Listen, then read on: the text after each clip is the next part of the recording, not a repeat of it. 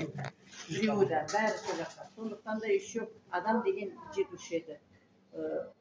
Туыс деген бар, бұл кісілер баршылық, Құдайға шүкір, біз сияқты емес, ерте жұтып алған жоқпыз туған туысқанымызды.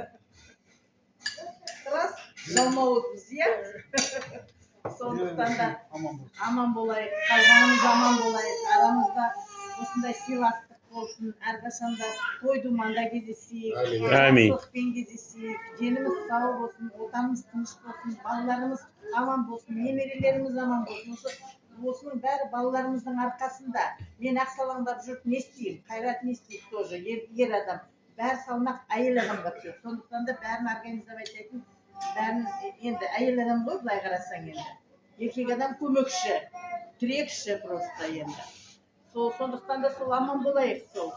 Мына Зәуреш пен Дарханға рахмет, көптен көп мына 3 баланы бірдей ертіп. Ой, это қиын ғой, иә. Да, қиын ғой жол жүру. Ни на что не посмотрела, келініміз келгеніне мыңдағы рахмет саған. Сол енді әрқашанда осылай арамыздағы неміз, жақындықтарымыз, нелеріміз, сыйластығымыз бітпесін, әрқашанда осылай жүре берейік, тату-тәтті болайық.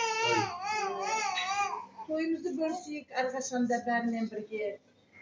Осындай той думан деген туған туысқандармен солардың арқасында көтеріледі. Сол аман болайық, қайда жүрсек те аман болайық. Деніміз сау болсын. Мына Мариям құдағиыма тоже көптен көп рахмет. Ол кісі отта да, тұзда да везде жүретін кісі. Ол кісі қыс демейді, жаз демейді, всегда өзі бізбен.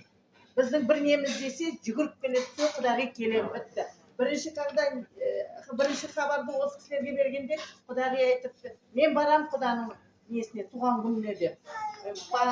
Алдында не болатын әлі ойлаған жоқ. Біз айтамыз ғой, Аллаға шүкір, аман болсақ барармыз деп. Сразу резко айтады, барамыз, все. Сол барамыз, ол кісі жетті. Аман есен енді жолдарыңыз ақ болып, үйлеріңізге жетіп алыңыздар. Сол дендеріңіз сау болсын, аман болыңыздар. Сіздерден пример буду брать. И к вам поеду. Давайте.